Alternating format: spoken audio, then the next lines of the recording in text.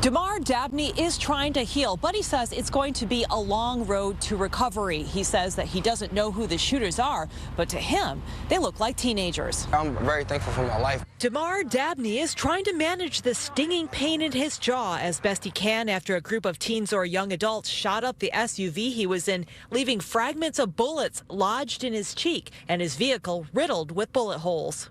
I believe it entered here and also here, because as you can see. Damar winced as he took off his bandages to talk to us today. My tooth was shot out, so I'm thinking the fragment went in like that and kept going, but they said the fragment is enlarged in my jaw area. Speaking is much more difficult now, and Damar is trying to hide the extent of his wounds from his young children. Yes, it's just very excruciating, but what scares me is my kids seeing it, so I try to stay with my bandages on. Damar's life changed forever on May 6th when he and his fiancée Jessica went to visit a close friend that's considered family and her new baby. Damar decided to stay in the car for a bit. 5 minutes later, he saw a group of young people approaching with guns drawn, and they opened fire. He hit the floor. The angle I was laying at, it was more or less like it was 3 shooters. So they were coming from this angle, and I'm in my car. And when they started shooting, so I just laid down. And as I laid down, the angle must have hit like that and then lodged in my jaw. So it's excruciating. Jessica and Damar say they heard around 30 shots before it grew quiet. She ran outside and saw him jumping out of a window. Terrified. I was freaking out. I was throwing up. I couldn't.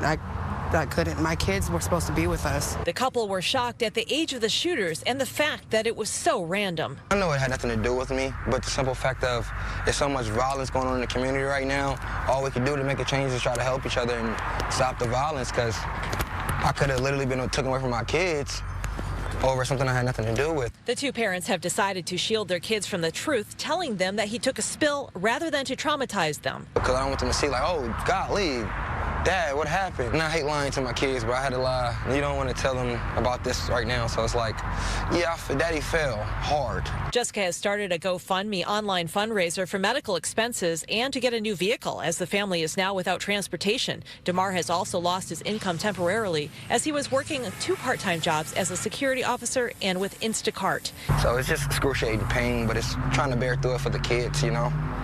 But I know I just need to I need to get better so I can be able to work. He also hopes surgery can eventually restore what the shooters have taken from him and his kids. I had a nice smile, I promise. Now it's just I'm going to have to go through therapy to be able, because the nerve damage of the situation. As you can see, this is majorly swollen, so to smile, like it's hard to smile. I have to smile like, and I barely can do that. Can't laugh, so my kids make me laugh. I gotta, so it's just super painful to even not even just physical wise, emotionally wise, because I can't even be the same dad I'm used to being. We'll put a link to that fundraising information in our story at fox13seattle.com. Meantime, Jessica says that she has a surgery consult scheduled for Damar, and we also reached out to Lakewood Police to see if they had any comment on the case and are waiting to hear back. Reporting from Lakewood, Jennifer Dowling, Fox 13 News.